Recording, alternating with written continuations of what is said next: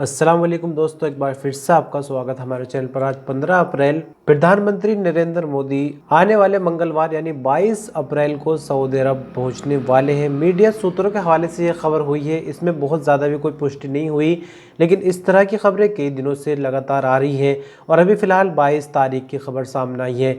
इस यात्रा पर क्या कुछ होगा इस बारे में भी कुछ नहीं कहा जा सकता, लेकिन एक बात तो माननी पड़ेगी कि देश के अंदर भले ही कैसे भी हालात हो, उस पर प्रधानमंत्री बोले ना बोले, लेकिन देश के बाहर एक इमेज जो है इंडिया की, वो काफ़ी एक अच्छी इमेज है और एक मजबूती के साथ जो है वो भारत देश उभरा है दुनिया में। तो मैंने ये बात क्यों बोली ये पता आपको तीसरी खबर में चलेगा। फिलहाल तक बस यही अपडेट है कि प्रधानमंत्री नरेंद्र मोदी की विजिट सऊदी अरबिया के लिए अभी जो फिलहाल अनुमान लगाया जा रहा है वो मंगलवार 22 अप्रैल को है। इसके अलावा बात करेंगे मिनिस्ट्री ऑफ इंटीरियर से अपडेट आ रही है, मक्का मुकर्रमा से 3 नाम रोशन कर दिया है, यानी पाकिस्तान का झंडा एक बार फिर से सऊदी अरब के अंदर लहरा दिया है। और सिर्फ पाकिस्तानी ही नहीं, यहाँ अफगानिस्तान वाले भी पीछे नहीं रहे। 2 अफगानिस्तानी, 1 पाकिस्तानी, 3 बंदों को सऊदी अरब की मक्का मुकर्रमा में सजाए मौत आज ही के दिन दी गई है।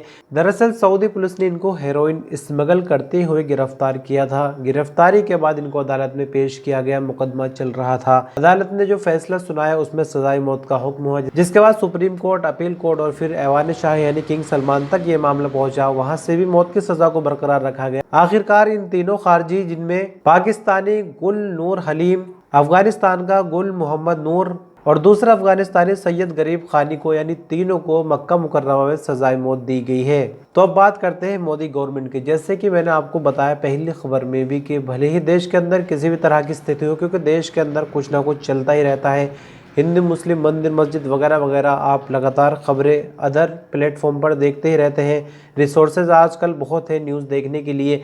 बहरहाल बात यह है कि हज का जो कोटा था इंडिया के लिए 2014 की अगर हम बात करें, 1,36,020, ये 2014 की बात है, जब भाजपा या मोदी सरकार जो है फेवर में आई थी, यानी सत्ता में आई थी। उसके बाद आहिस्ता आहिस्ता जो है वो हज का कोटा बढ़ता चला गया और साल 2000 अगर हम 25 की बात करें तो ये जो हज सीज़न आ रहा है वो 1,75,025 से, तो जाहिर सी बात है कि इस बीच काफ़ी तरक्की हुई है।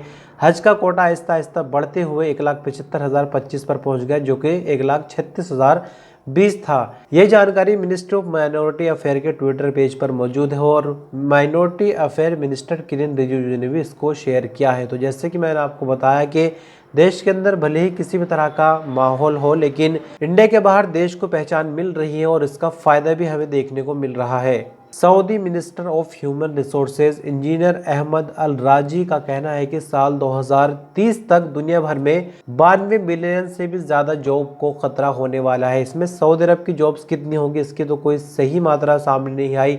दरअसल आपको बताते कि रियाज में एक समिट चल रहा था 2 दिनों का, ह्यूमन कैपेबिलिटी इसका नाम था, जिसमें क्या कुछ चैलेंजेस आने वाले हैं फ्यूचर में मैन पावर के रिगार्डिंग, उसके बारे में बातचीत हो रही थी।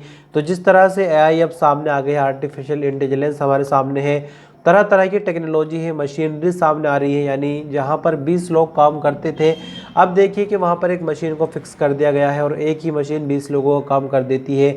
तो यहाँ बात चल रही थी 2030 तक क्या कुछ बदल जाएगा दुनिया में। जो एक्सपर्ट थे उन्होंने अंदाज़ा ये लगाया कि दुनिया भर में 92 मिलियन से भी ज़्यादा जॉब खतरे में है। तो ऐसे में यहाँ कहा यह गया है कि लोगों को चाहिए कि जो कुछ नया कुछ हो रहा है, डेवलपमेंट हो रहा है, उसके अकॉर्डिंग अपना आप को ढाल ले, ताकि मार्केट की ज़रूरत भी पूरी होती रहे और बेरोज़गारी भी पैदा ना हो। आप इस बात से किस हद तक सहमत है कमेंट में बता सकते हैं। और अंत में अपडेट मक्का मुकर्रमा के हवाले से हज सीज़न को लेकर, जैसे कि 23 अप्रैल के बाद मक्का मुकर्रमा में एंट्री बंद हो जाएगी और सिर्फ जो वहाँ के लोकल लोग होंगे उन्हीं को एंट्री मिलेगी, या फिर जो लोग हज करने जाएंगे जिनके पास परमिट होगा उनको एंट्री मिलेगी। अब ऐसे में पहले हुआ ये करता था कि इकामा दिखाना पड़ता था, लेकिन अभी क्योंकि सब कुछ डिजिटल होते जा रहा है, सऊदी अरब जो है वो बदल रहा है लगातार, तो यहाँ पर एक यूनिफाइड पोर्टल तैयार किया गया है जो कि तवक्कलना और नुसुक ऐप से जुड़ा हुआ होगा। वहाँ पर रजिस्ट्रेशन करना होगा जो लोकल के रहने वाले बंदे हैं, एक क्यूआर कोड जनरेट होगा और क्यूआर कोड को एंट्री के टाइम दिखाना पड़ेगा, ना कि इकामे की अब ज़रूरत पड़ेगी। क्यूआर कोड दिखाएंगे, अगर वहाँ पर जो ऑफिशियल है, जो पुलिसकर्मी है, उनको लगेगा वो स्कैन करेंगे।